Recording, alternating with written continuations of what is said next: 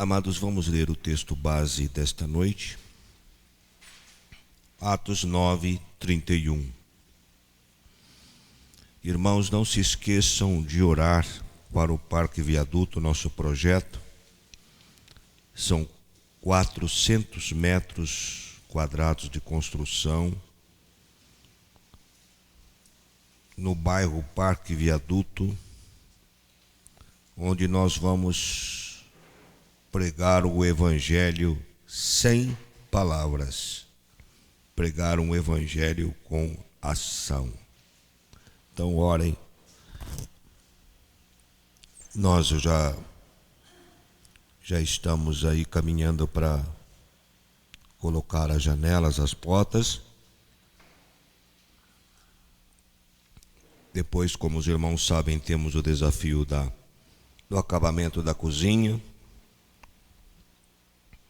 Ainda vai faltar alguma coisa para o andar térreo e depois o segundo. Mas nossa fé é que 2013 é o ano da celebração, de nós estarmos celebrando esse projeto de evangelizar sem palavras, só falar quando inquiridos ou perguntados.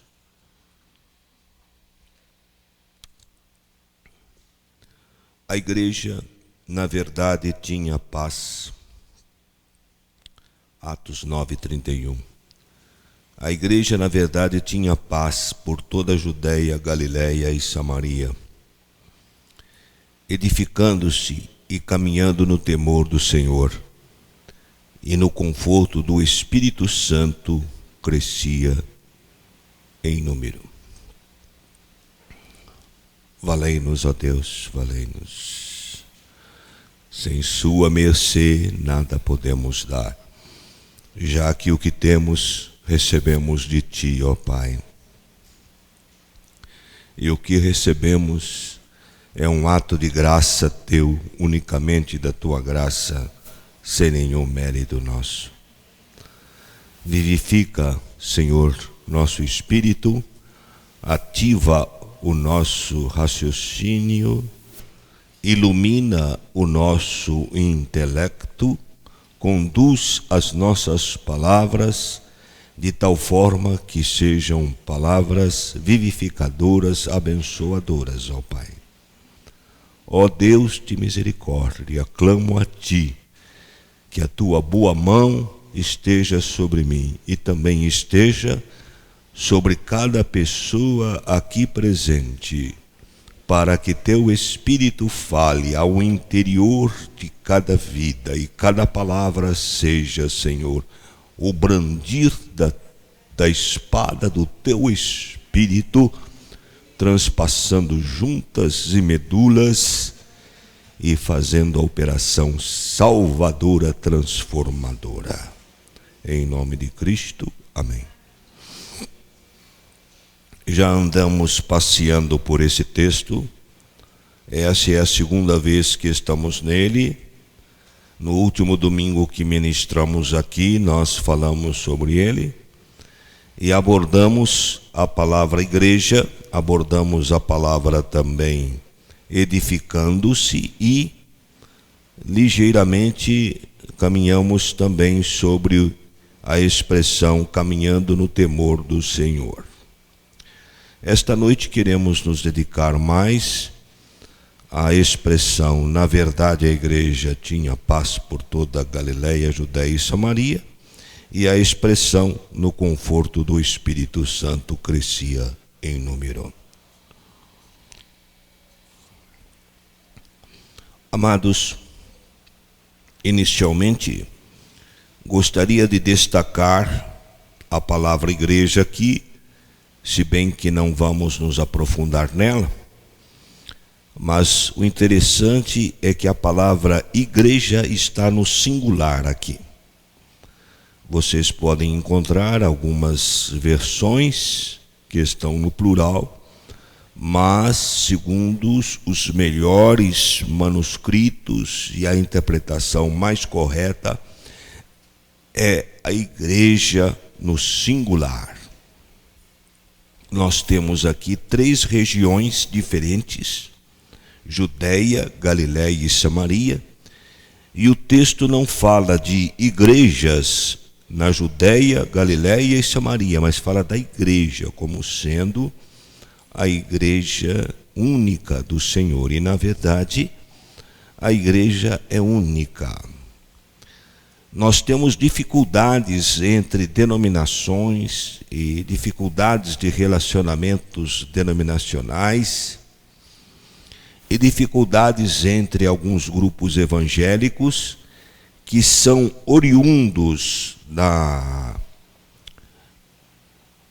do distanciamento da igreja quanto à sã doutrina e o distanciamento da igreja quanto à unidade do Espírito Santo.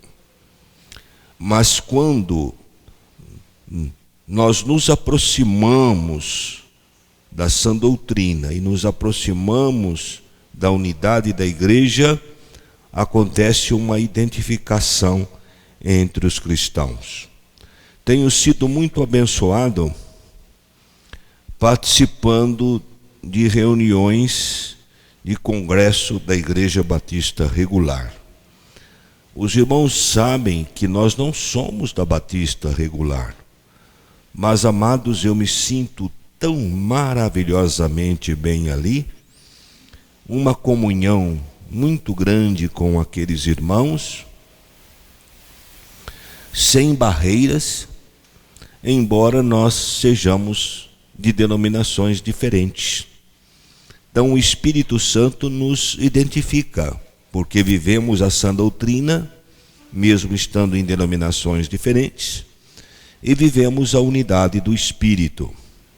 Muitas vezes também somos abençoados e nossos pastores que participam de congressos da CEPAL e de congressos também da Editora Fiel, onde se reúnem em cada congresso 3.000 pastores. Também encontramos muitos pastores com os quais nós temos uma comunhão maravilhosa, porque a igreja é única.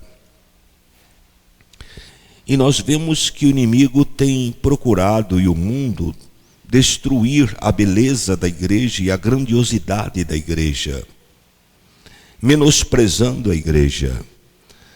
E nós vemos até muitos cristãos menosprezando a igreja. Mas temos que lembrar que a palavra de Deus fala que Cristo vai apresentar a noiva, a igreja, a Deus, uma igreja gloriosa, sem mácula, nem ruga, nem coisa semelhante. Aleluia! É desta igreja que nós somos, da igreja gloriosa, sem mácula e nem ruga, que será apresentada a Deus. Portanto, valorizemos mais a igreja, demos a ela o valor e procuremos ser parte deste corpo, ser mão, ser pé, ser olhos, ser voz deste corpo. Que Deus nos abençoe neste alvo. Agora, amados irmãos, a palavra fala que a igreja tinha paz por toda a Judéia. É interessante. Esta expressão, tinha paz por toda a Judéia, ela está estrategicamente colocada aqui. Porque se você começar a folhear Atos, você vai ver logo no capítulo 3, que é a cura lá do coxo. Pedro e João são usados por Deus para libertarem o coxo, um paralítico de nascença. E o que acontece então? Eles são ameaçados, são intimidados a não falarem mais deste evangelho. E eles respondem: nós não podemos falar do que temos visto e ouvido. E depois a igreja se reúne e faz uma oração maravilhosa, aonde diz: ó Senhor, olha para as suas ameaças e concede, aos teus servos graça. Então, amados, agora olha para as suas ameaças, concede aos teus servos que anunciem com toda a intrepidez a sua palavra. Note que não pediram libertação da perseguição, mas que concedesse aos seus servos intrepidez ao pregar a palavra de Deus. Então, o capítulo 3 e 4 são anúncios e são atos de perseguição. Quando chega o capítulo 5, os saduceus também se levantam contra os cristãos.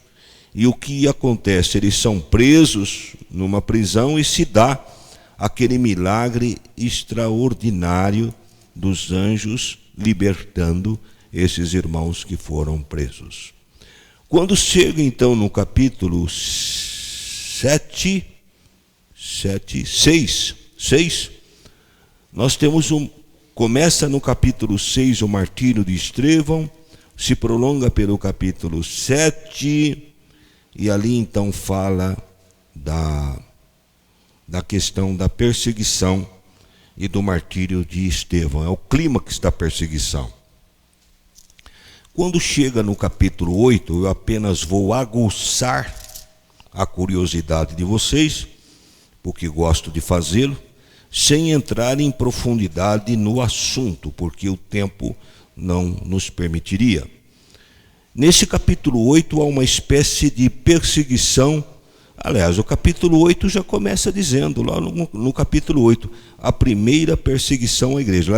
A primeira perseguição oficial à igreja, já que estava havendo outras perseguições esporádicas, como nós vimos. E aqui também no capítulo 8 há outro tipo de perseguição, aonde surge esta figura de Simão o Mágico. Segundo alguns historiadores da palavra de Deus, também homens de Deus, de profundidade, eles afirmam que este Simão o Mágico, ele fundou uma igreja. E essa igreja ainda existe até hoje, vivendo paralelamente à igreja evangélica. E nós temos então manifestações desta igreja quando os cristãos passam a adotar um cristianismo mágico, um evangelho mágico. O que seria isto? Seria o cristão buscando libertação, buscando bênção, como se fosse uma mágica. Quer dizer, não há a construção de uma vida de santidade, não há a construção de uma vida de obediência, não há a construção de uma vida de temor de Deus. Simplesmente querem a benção, querem a solução, e essa solução nós chamamos de solução mágica, porque é uma solução não solidificada na consagração e na busca do homem a Deus, mas resultando apenas de uma mágica, algo que aconteceu, que vem e vai libertar a pessoa, sem que essa pessoa tenha nenhuma responsabilidade de buscar o Senhor e adorar o Deus verdadeiro. Infelizmente, a igreja vive povoada de pessoas assim, que querem um cristianismo mágico. Não querem nada com oração, não querem nada com aprenderem a palavra de Deus, mas querem o milagre, querem a bênção e acham que tem direito, e determinam a bênção, e façam isso, e Deus tem que fazer. Então, é um evangelho mágico de Simão. Há toda uma elaboração muito fundamentada sobre isso, mas não vamos seguir esta linha hoje. É uma forma de perseguição à igreja. Mas observem o seguinte, no capítulo 9, nós temos a conversão de Saulo de Tarso. E Saulo de Tarso nesse período aí, quando chega o capítulo 9, ele se torna o principal algoz da igreja, o principal verdugo da igreja, o principal perseguidor da igreja, Saulo de Tarso. E Deus vai e converte o principal verdugo da igreja de uma forma extraordinária, miraculosa. Observem então o que acontece. Deus muda a sorte da igreja neste momento. A igreja que estava vivendo um período que nós poderíamos chamar de guerra, a igreja que estava vivendo um período que nós podemos chamar de tribulação e perseguição, é libertada deste cativeiro, desta opressão, e passa a viver um período de paz. E esta paz que Deus proporciona à igreja é um momento em que a igreja avança ainda mais, progride ainda mais. É isto que nós vemos aqui. Bem, esta é a interpretação. Vamos para a aplicação agora. O que nós podemos aplicar e aprender desta verdade histórica, doutrinária da palavra de Deus? O que nós podemos aprender? Irmãos, a igreja primitiva, ela semeou em tempos de escassez e ela colheu prosperidade, tempos de prosperidade e tempos de bênção. Então nós também precisamos aprender a semear em tempos de escassez para colher tempos de prosperidade, tempos de paz, tempos de bênção. O que seria esse tempo de escassez?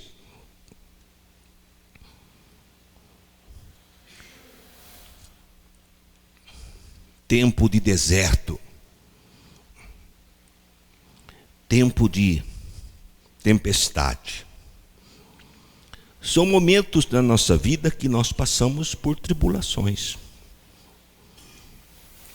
por doenças, que passamos por turbulência dentro do lar, dentro da família, turbulência na vida profissional, e por que não dizer tempos de turbulência dentro da igreja? Eu já vivi muitos momentos de turbulência dentro da igreja. Você vive esses momentos. Mas nós precisamos ter a postura adequada, bíblica, nesses momentos. E quando nós temos a postura adequada, bíblica, nesses momentos de escassez, nós colhemos tempos de prosperidade. Muitos cristãos em tempos de escassez, eles murmuram. E a pergunta clássica que você ouve quando um cristão é provado é: por quê? Por quê? Onde está Deus? Nós temos um pastor amado, pastor Davi, que contraiu a gripe A. Não faltou o telefonema para a casa dele perguntando para a esposa dele: mas ele não é servo de Deus? Ele não ora? Como que ele ficou doente? Amados, nós temos que entender que nós estamos embaixo do controle soberano de Deus. Que Deus age nas nossas vidas como Ele quer e não é como nós queremos. Que Deus é Deus e nós somos pó. A palavra de Deus não diz que nós somos vasos como asos na mão do oleiro? que ele quebra o vaso, torna a construir outro vaso. E nós temos a imagem do oleiro amassando o barro. Não é isso que a palavra de Deus diz? Eu quero saber quando que esse barro chamado Edson é amassado. Ou quando esse barro que é você que é amassado. Porque Deus nem começa a amassar. Quando Deus já vai tocar no barro, o barro já diz: eu, Senhor, porque eu não sou teu servo, eu não oro, eu não trabalho na igreja, eu não sirvo a Deus.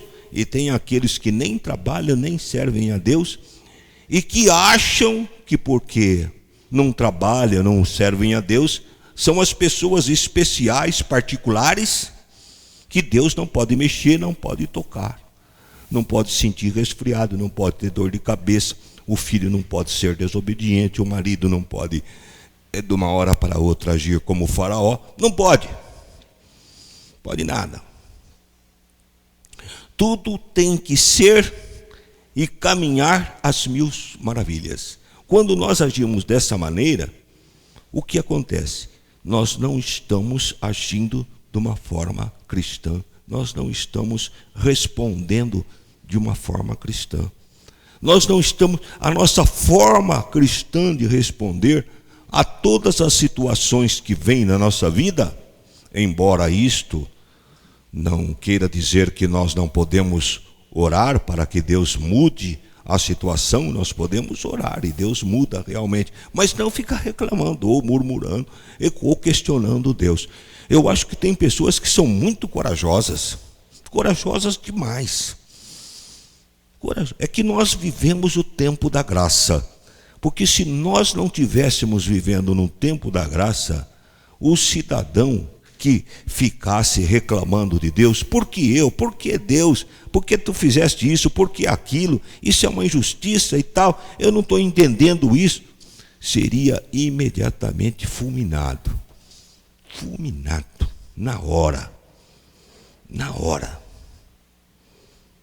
Aqueles murmuradores lá do deserto no tempo de Moisés, a terra não abriu e engoliu todos eles, engoliu. Por que não acontece isso conosco quando nós murmuramos e reclamamos? Por que não acontece isso conosco quando nós adotamos uma atitude errada, não adequada às provas? Aliás, vocês podem notar o seguinte,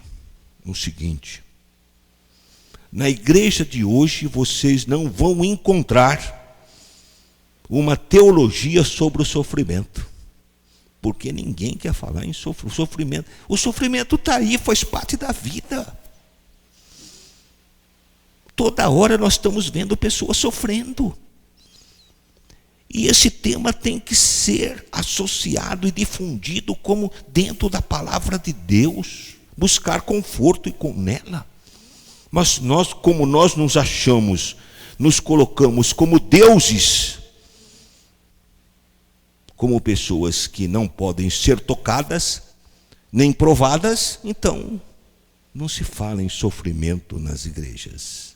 Nem os pastores se levantam para falar sobre isso. Mas, graças a Deus, algumas vozes estão surgindo. Mas, amados irmãos, vamos pensar aqui num detalhe.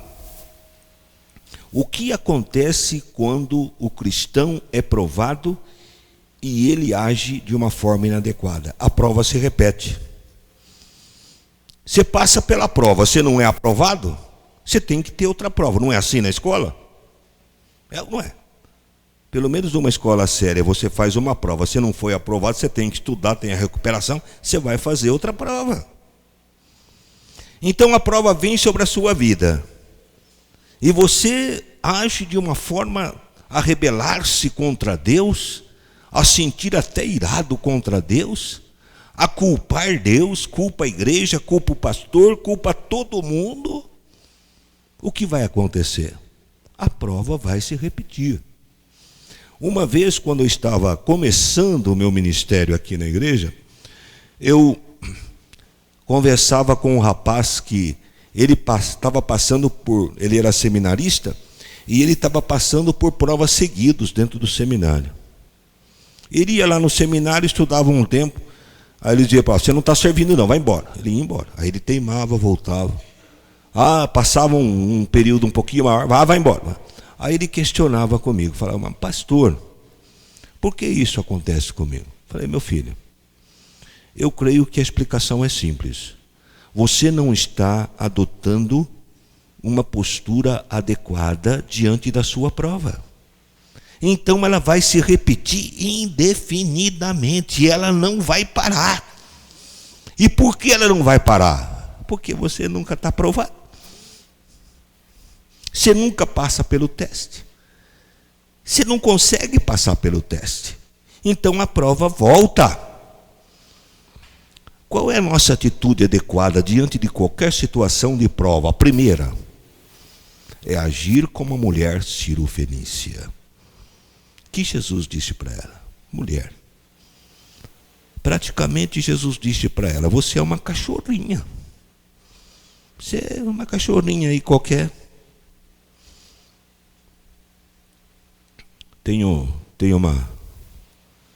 Eu tenho uma cachorrinha lá na minha chácara, é até interessante. A história dela é super interessante. Porque ela veio de outro lugar, do vizinho. E eu fui lá no vizinho e falei com ele. Falei, olha, sua cachorra está lá, não sai. Aí ele me contou a história dele. Vocês vão achar interessante. Ela falou, acontece que essa cachorra é muito sentimental. E é mesmo. Interessante. Ela é muito sentida. Então os outros cachorros brigaram com ela lá, e ela não vai voltar mais para lá. Eu posso tentar, vou levar. Aí diante da história, eu falei, deixa ela aí, vamos cuidar dela. E nós cuidamos muito bem dela. E ela realmente tem aquele olho sentimental, sabe? Verdade. Se ela chega perto de você, você dá carinho nela, aí você para, ela vem e fica com a boquinha batendo em você assim. Quer dizer, dá mais, quero mais, né? Ela é sentimental mesmo. Então, amados e queridos irmãos, por que eu falei da cachorrinha mesmo? Da mulher cirofenícia. Então agora eu sei porque eu quero falar da cachorrinha. E essa cachorrinha, vocês sabem que ela é interessante, ela come bichinho. Besourinho ela come e tal. Quer dizer, eu imagino que Jesus tinha dito para essa mulher, você é uma cachorrinha, come os bichinhos aí, né? Come os besourinhos do chão, come as leluinhas do chão, não é? Mas a mulher disse, Senhor, até os cachorrinhos também comem da migalha, eu quero uma migalha. Ela disse, sim, Senhor. Então esse é o segredo de nós enfrentarmos provas. É nós chegarmos para Deus e nós dizermos, sim, Senhor. Quando eu estou no momento de prova, diante de uma dificuldade muito grande, eu levanto 4 considerações. Aprendam isso é importante.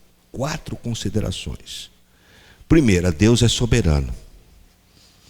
Nós não podemos negar isso, senão nós estamos rasgando a Bíblia. Deus é soberano, Ele é Senhor.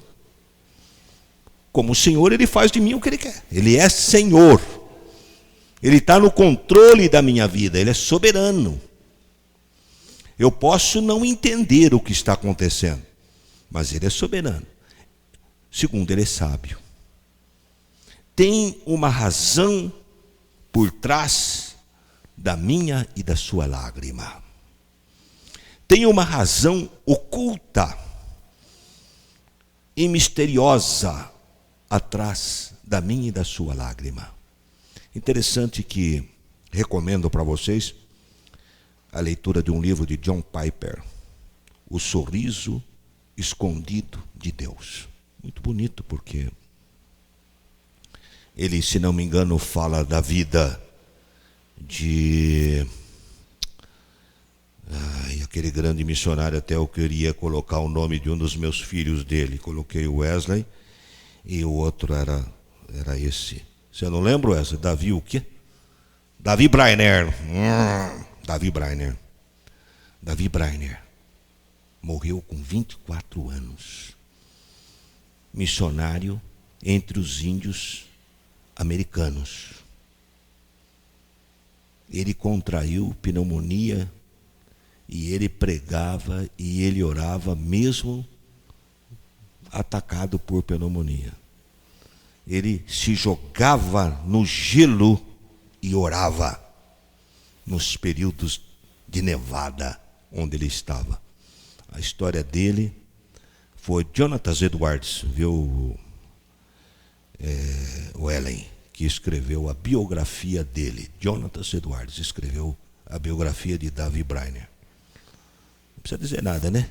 Jonathan Edwards escreveu uma biografia de um homem, é porque esse homem é realmente um homem de Deus. E o outro, um dos outros é o John Bunyan, mais ou menos assim, eu não sei pronunciar esses termos em inglês, mas é o autor de O Peregrino. O Peregrino, depois da Bíblia, é o livro que todo mundo deveria ler. Quantos já leram O Peregrino aqui? Leiam O Peregrino. É muito interessante. O Peregrino é um... E esse livro, O Peregrino, ele saiu de momentos da prisão do seu autor, John Bunyan. Ele foi preso. E outra coisa, ainda hoje eu estava comentando. Vocês sabem como muitos reformadores morreram? Eles morreram queimados em fogo brando. Vocês sabem o que é morrer em fogo brando? Não é morrer pela chama. É morrer pelo calor do fogo.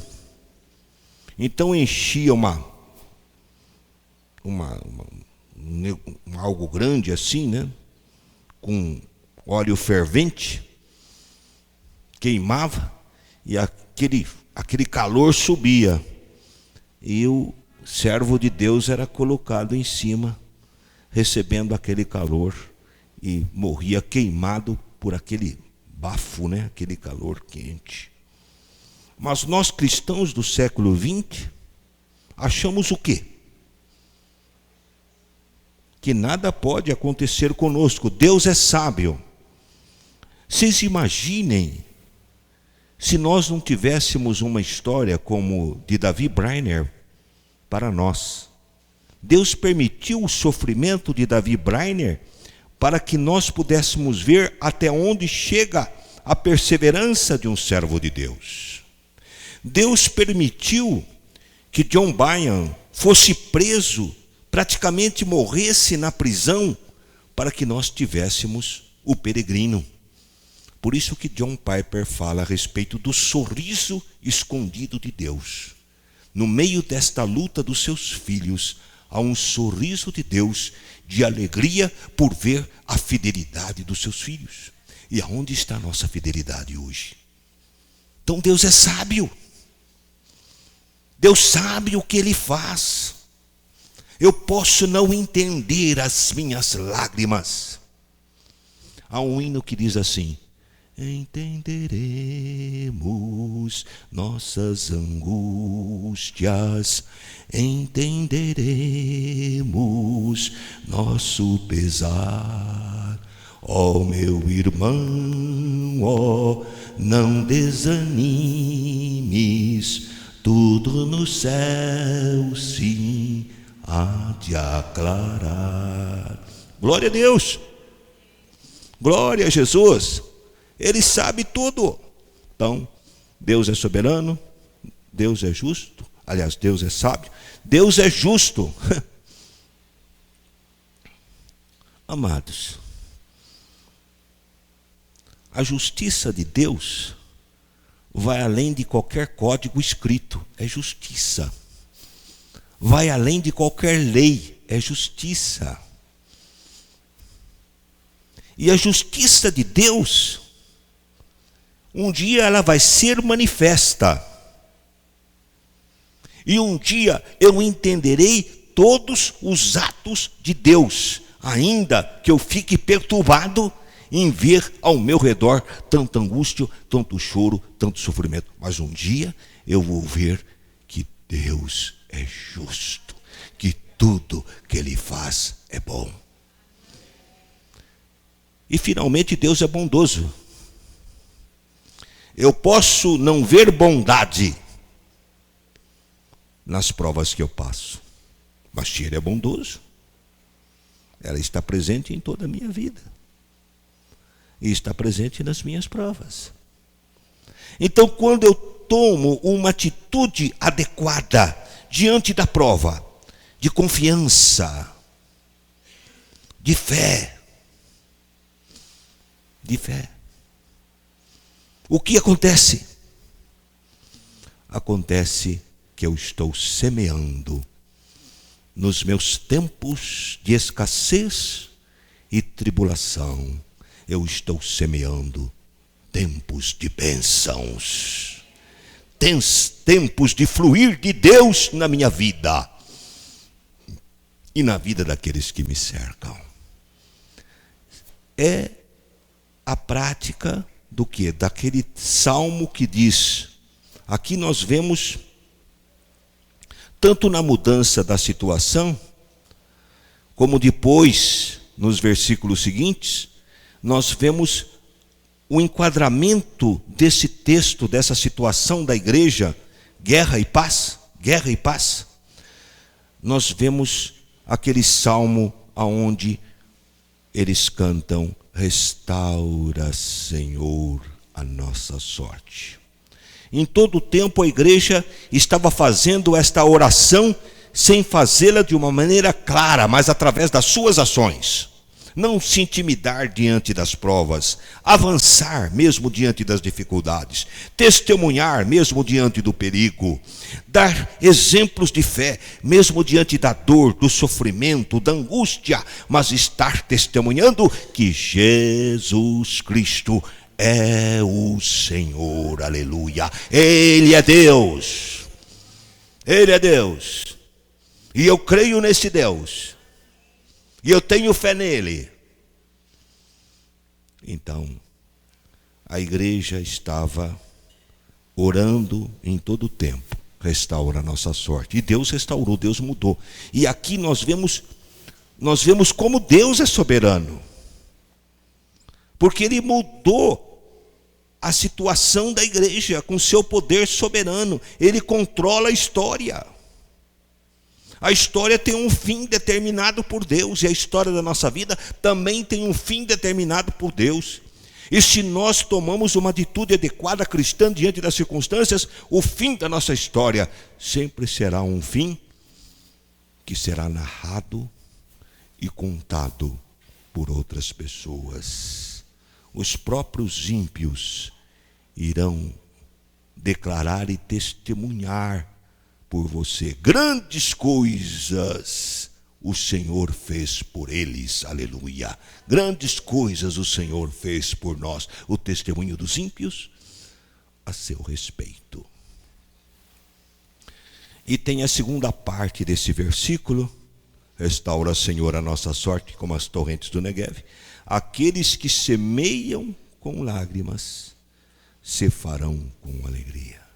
Quando na sua tribulação você está semeando com lágrimas, confiando ao Senhor, passando por lágrimas, mas não negando a Deus, passando por lágrimas, mas não procurando desafiar Deus com questões absurdas, quando você toma de atitude adequada, você está semeando com lágrimas. E você vai ceifar com alegria. Vai ceifar com alegria. Eu gostaria de passar agora para a segunda expressão do texto que nós queremos analisar, que é no conforto do Espírito Santo. Irmãos, essa expressão no conforto do Espírito Santo me deixou intrigado. Porque em algum texto está a palavra conforto, em outros consolo e em outros encorajamento. Então eu fiz uma pesquisa no grego koiné, que é o grego que foi escrito a Bíblia. E essa expressão, conforto do Espírito Santo, ela no grego koiné é parakletos. Uma expressão semelhante à expressão usada pelo Espírito Santo também no grego, de parakleto. Só que é parakletos, com S. É um adjetivo. Quando parakleto, para Espírito Santo, é um substantivo. Então, quem conhece um pouquinho de português está vendo que essa palavra conforto do Espírito Santo é uma palavra, um adjetivo derivado de um substantivo, e esse substantivo é o Espírito Santo, parácletos. Parácleto. Então o termo é parácletos. Aqui, conforto do Espírito Santo. E dentre os dicionários que eu pude consultar, eu achei interessante o do Taylor, quando ele pede, ele orienta que nós tenhamos uma aplicação bem ampla desse termo parácletos. Então nós podemos usar conforto, nós podemos usar encorajamento, nós podemos usar consolo, que todas elas casam bem aqui. Mas aí há uma outra expressão que nós não vemos traduzida, né, na Bíblia, vertida na nossa Bíblia, para parácletos, que é patrocínio, patrocinar, ser o patrono. Então o Espírito Santo aqui, ele aparece como o patrono, o patrocinador, aquele que investe numa causa, e aquele que apoia decisivamente, de uma forma decisiva, uma causa. Então nós podemos ver aí nesses atletas que eles têm sempre alguém que patrocina eles, senão eles não podem ir para a Olimpíada, eles não podem ir para jogos, porque não tem quem patrocine. Quando não tem. No nosso caso, nós temos um patrocinador da nossa causa, e ele é o Espírito Santo de Deus. Então ele nunca vai falhar. Se nós quiser ir para a guerra, para a Olimpíada, para qualquer lugar, para enfrentar lutas e problemas espirituais, ele sempre está presente como patrocinador. Aleluia! Glória a Deus por isto. Só que ele é um tipo de patrocinador diferente, né? Depois eu vou dar uma ilustração. Porque acontece o seguinte, ele investe na causa, dando força, dando unção, dando poder, e ele está na arquibancada nos aplaudindo. Oh, glória! Hã? Nos entusiasmando. Vai, irmão, vai, Edson, vai, meu filho, vai, Ellen, vai, Rosângela, vai, Vera, vai, Jorge, vai firme. Marca esse gol, Jorge. Não é? Dá essa levantada, Pedrinho, né? Dá essa cortada, Valote, corta aí, corta essa bola. Então ele nos entusiasma. Não seria o caso, antes de eu ir para esse raciocínio, eu quero ir para outro. Mas quando isso acontece, irmãos? Isto acontece quando eu tomo a atitude adequada diante da tribulação. Aí o Espírito vem e me encoraja, e me anima, e age na minha vida. Eu gostaria de dizer o seguinte: sabe onde muitos cristãos falham? Sabe por que muitos cristãos fracassam? Porque como eles não interagem com Deus da forma correta, como eles não se consagram a Deus, eles não têm a percepção da eternidade. Percepção. Eu tenho que ter a percepção da eternidade. Isso tem que ser algo que eu prove, que é sensível, que faz parte da minha experiência como ser humano. E acaba não tendo também uma percepção dos céus. Pergunte se alguém quer ir para o céu hoje, agora. Os irmãos sabem de cor e salteado aquela história do pastor que perguntou: quem quer ir para o céu? Todo mundo levantou a mão. Aí depois ele perguntou: quem quer ir para o céu agora? Ninguém levantou a mão. E eu, como pastor, eu vejo casos tão nítidos. Já trabalhei com casos terminais da pessoa com câncer, a pessoa desenganada, e a pessoa sonhando com o mundo e falando: eu me lembro. Você já pensou a situação difícil do pastor? Eu me lembro o Natal passado, quando eu entrava no shopping e comprava presente para as minhas sobrinhas, e o pastor chegava e dizia: mas minha irmã, Deus vai te levar. Você não pode mais pensar nisso. E já pensou um monte de profeta que aparece? Não, você vai ser curada, Deus já te curou, você vai estar... irmão, a gente tem que lutar contra os falsos profetas. Porque nós temos um raciocínio iluminado pelo Espírito. E no raciocínio iluminado pelo Espírito Santo, nós sabemos, eu nem preciso profetizar. Eu não preciso profetizar que Deus vai levar aquela. Ela está em estado terminal, ela está um osso puro, carne e osso puro. Eu tenho que preparar ela para a eternidade. E ela não quer ser preparada para a eternidade porque ela quer a terra. Eu tenho que preparar ela para o céu, mas ela quer a terra. Irmãos, é difícil. Mas quando a pessoa tem a percepção dos céus, a intuição dos céus, se você quiser ter percepção dos céus, Deus vai te dar. Deus vai te dar.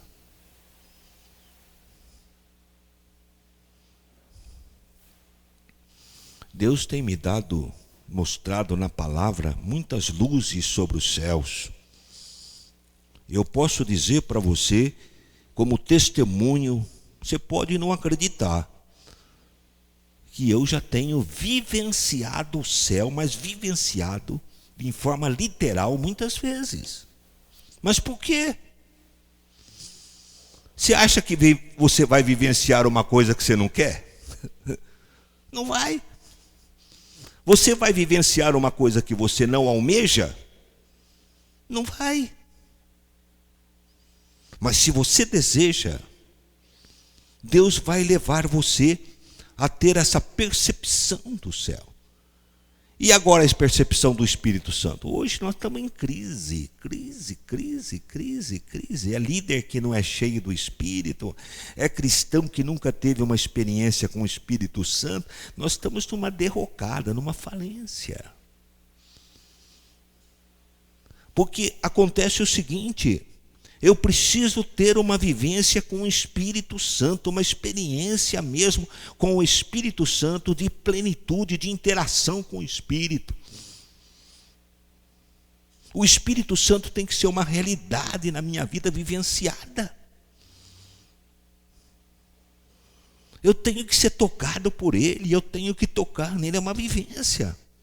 Você já viu algum tipo de relação? Vamos supor uma relação do namoro. Você já viu uma relação de namoro? Vamos supor que você é Maria e você namora o Joaquim. Você já viu uma relação de namoro que o Joaquim está na China e a Maria está no Brasil? Nunca se veem. Nunca se olham. Nem carta não se manda e diz: não, eu sou namorada do Joaquim. O Joaquim: eu sou namorada da Maria. Nunca trocam carta. Nunca deram um amasso um no outro. Porque todos os velhão ficam tudo arrepiado quando um menino, uma moça, dá um amassinho de leve assim. Rapaz, isso é hipocrisia. Esses velhão aí já deram um monte de amasso. fico horrorizado com a hipocrisia. Não estou estimulando ninguém da massa, não.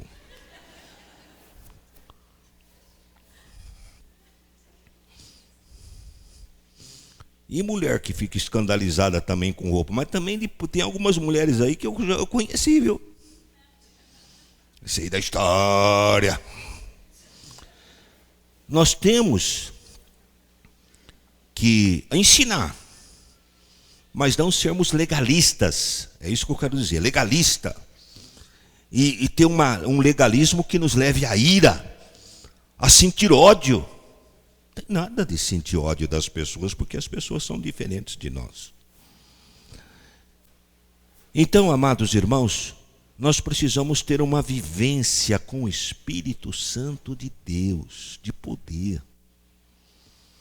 As pessoas hoje, para orar, é uma dificuldade. Eu quero dar um testemunho para os irmãos. Às vezes eu estou andando em algum lugar, de repente, eu não preciso procurar, agora eu vou orar.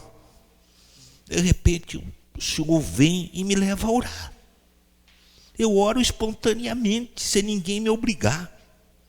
Eu oro de repente, 10 vezes por dia, 20, sei lá eu quantas vezes eu oro. Mas por quê? Por causa da vivência com o Espírito Santo. Eu coço a cabeça assim, eu falo, meu Deus, como é que uma pessoa pode ser salva, não ter nenhuma experiência com o Espírito Santo, e vive nessa situação, e quando vem a prova, parece que o mundo caiu, tudo caiu. Que coisa tremenda. Eu tenho minhas dúvidas. Eu acho que na eternidade nós vamos ter muitas surpresas. E muita gente, quando Cristo voltar, vai chorar muito. Senhor, eu não fazia isso, eu não fazia aquilo. Senhor, eu não temia. Senhor, de vez em quando eu não ia com a minha mãe na igreja. De vez em quando eu não orava. De vez em quando eu não ia na igreja. Apartai-vos de mim. Infelizmente. Ter uma vivência com o Espírito Santo. Às vezes eu não gosto de ser muito pentecostal. Mas quando o pentecostal fala, ela interpreta até erradamente, porque não é isso que a palavra de Deus fala sobre o selo do Espírito, quer dizer, você está autenticado, você é original, está aqui, amostra que você é mesmo. Eu dou um pouco de razão para eles. E aí? Que vivência você tem com o Espírito Santo? Quando você teve uma? Qual a última? Ou nunca teve? Para com isso. Agora você quer mágica? Tem um monte de gente querendo mágica. Vem todo mundo aqui que nós vamos orar para ser cheio do Espírito. Isso é mágica. A plenitude do Espírito vem de uma construção. Aonde eu vou buscando, onde eu vou orando, aonde eu dedico dias de jejum, aonde eu dedico dias de oração, dias de estudo da palavra, e chega a hora que eu não escolhi, que Deus escolheu, e o Espírito vem e nos enche. Não é mágica.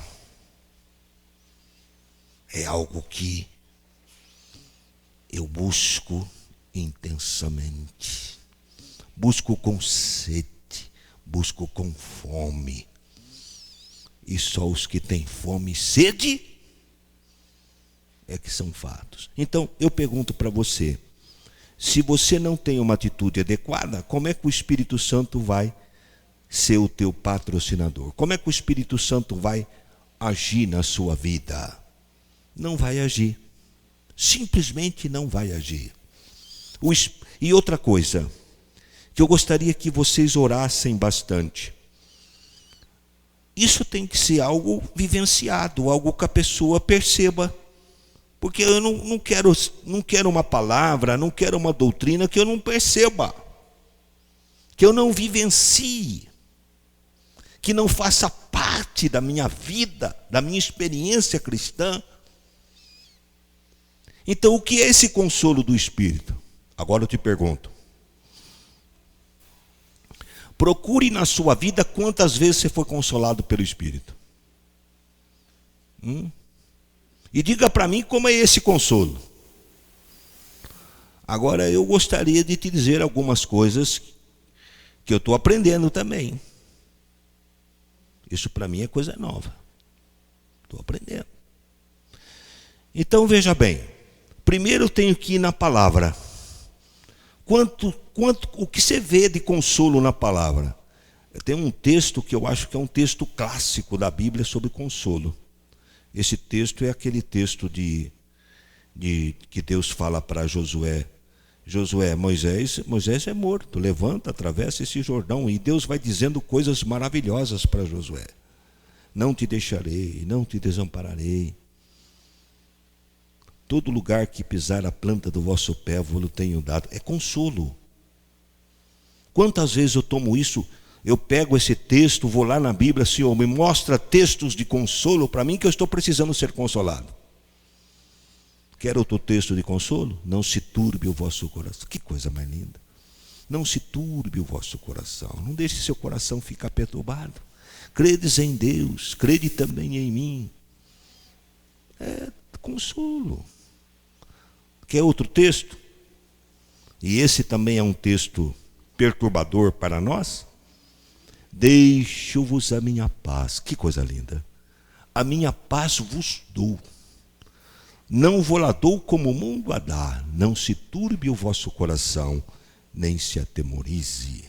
Consolo. Se você vai lá dar, me dá palavras de consolo. Agora, se você é uma pessoa que vivencia a Bíblia, o que vai acontecer? Na hora de uma adversidade, o Espírito Santo, ele vos fará, não é isso que a palavra de Deus diz? Ele vos fará lembrar todas as coisas que eu vos tenho ensinado. Então, naquela hora apropriada de aflição, você que vivencia a palavra, o Espírito Santo vai trazer aquela palavra viva para o seu coração, que vai bater fundo em você e vai animá-lo e vai fortalecê-lo. Você quer outra forma? Você quer ver outra forma de consolo? Quantas vezes você está na sua casa, num momento assim triste, e vem lá um telefone de uma pessoa abençoada. Escuta, eu quero orar por você. Ela nem sabe o que aconteceu com você, mas é o Espírito te consolando, e a pessoa ora. Eu quero ler um texto para você, e a pessoa lê. Encurtando a história, eu creio que Deus pode nos consolar até com corvos. E durante a minha vida eu tenho visto muito corvo me consolar. O que quer dizer ser consolado por corvos? Vocês se lembram lá que o texto é lá de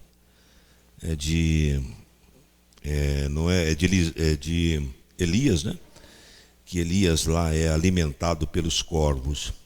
Então, pessoas que não têm nada a ver com Deus, muitas vezes me confortam. Às vezes eu estou andando, às vezes eu estou com um pensamento fixo num problema, eu estou lá fazendo uma compra, de repente eu passo por uma rodinha, eu ouço lá umas palavras e já pego aquele gancho. Essa palavra é para mim. Isso acontece muito comigo. É um corvo me alimentando. Não é? Às vezes uma pessoa que você conhece naquela hora, havia umas vezes quem está comigo estranha, porque quando eu saio, eu vejo uma pessoa lá, se eu conheço ou não conheço, eu vou lá, converso, abraço, bato aquele papo, tal. E de repente a pessoa solta uma palavra boa para mim, eu também dou palavras boas para ele. Os corvos nos consolam quando nós estamos afinados com o Espírito Santo de Deus. Então, irmão, tome uma atitude adequada em relação a Deus na hora da prova. Semeie na hora da prova, semeie na hora da tribulação, para que você vá colher tempos de bênçãos e tempos de paz. Eu quero fechar esse texto porque aqui eu falei para você sobre o edificando-se. E quando eu falei do edificando-se, eu falei da expressão um ao outro, que é uma expressão que aparece. Estou pregando demais hoje, né, irmãos? Meus irmãos, me perdoem, estou exagerando. Quase 10 horas? Então acho que eu chego à meia-noite.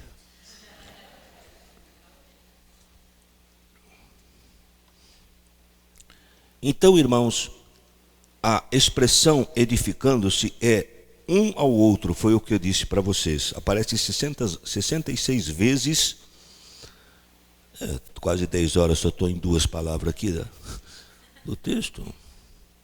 E sabe o que eu falei? Eu falei, vou pregar pouco agora, vou pegar algumas palavras só do texto. Como é que eu faço, Júnior? Vou parar de pregar. Eu não vou pregar o texto inteiro, vou pegar 2 palavras. Aí eu vou até 10 horas com 2 palavras. Edificando-se quer dizer um ao outro. Então é consolando-se, é a igreja trabalhando em equipe, consolando-se um ao outro, orando um pelo outro, confessando um ao outro, é isso que quer dizer. Então apresenta a igreja como uma equipe. Então a ilustração final que eu quero dar, aplicando também o Espírito Santo como patrocínio, é de uma equipe de vôlei. Eu gosto de assistir jogo de vôlei, só quando a seleção está ganhando, quando começa a perder, eu desligo. Não vou passar nervoso, não. Aí, vocês já pensaram como um time de vôlei joga? Eles têm o levantador, eles têm aqueles que dão a cortada, eles têm aqueles que fazem a barreira, né? Os que fazem a barreira para a bola não passar. Eles têm aquele que dá o saque, né? Pá! Né? Eles têm o fundo da quadra. Eu fico assim, admirado daqueles que trabalham no fundo da quadra, né? Que a bola vai assim, eles dão uma esticada assim, parece um cinema, assim, coisa de cinema. Eles dão aquela esticada assim, tchum, pá, na bola lá, e a bola vem e cai para cá, né? Ou então quando a bola vem forte assim, eles ajoelham assim, pá! E tem o Ronaldinho, como é que chama lá? O Bernardinho, né? Ele é o técnico, ele é o pastor, ele sou eu.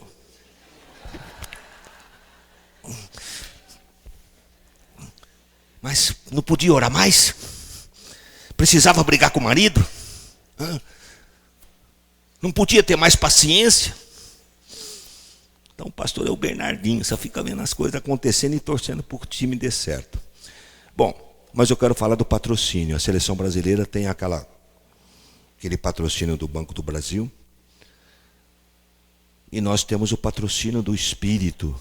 Como falei para vocês, o Espírito Santo não só banca, ele nos dá força, ele nos sustenta e ele torce por nós. É isso que nós vemos da expressão Paráclitos, conforto do Espírito Santo. Amém? No primeiro culto nós cantamos um hino, não vamos cantar agora. Nós fizemos um encerramento adequado, não vamos fazer agora porque o tempo urge. Vamos inclinar nossas cabeças e vamos orar.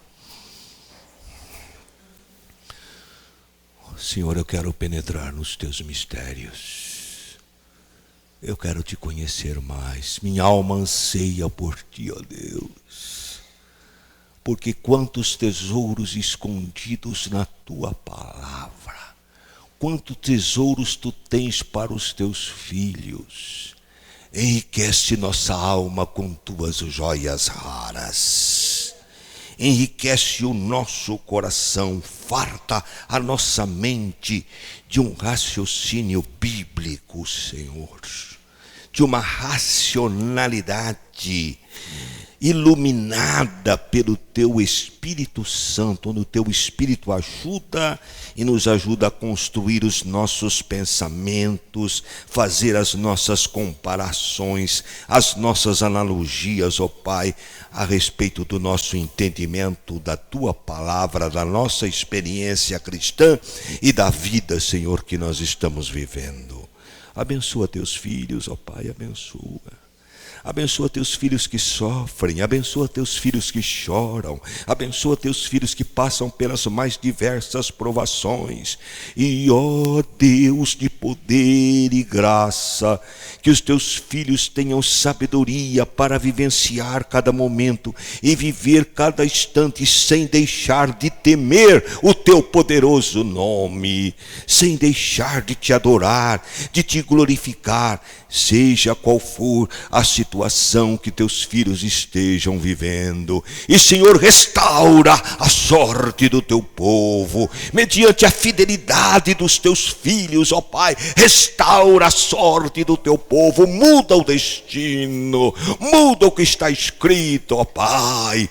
Oh, Senhor, e essas páginas de terror, essas páginas de suspense, que sejam substituídas, Senhor, por páginas de poesias doces, de palavras abençoadoras, ó Pai, que tragam sentido à existência e à vida, tragam, Senhor, paz para o coração. Deus de poder, Deus de graça, confiamos que tudo isso está vindo agora, está sendo trazido à existência para a vida dos teus filhos, porque é em fé que nós oramos. Amém. Me perdoem por ter delongado, me perdoem muito.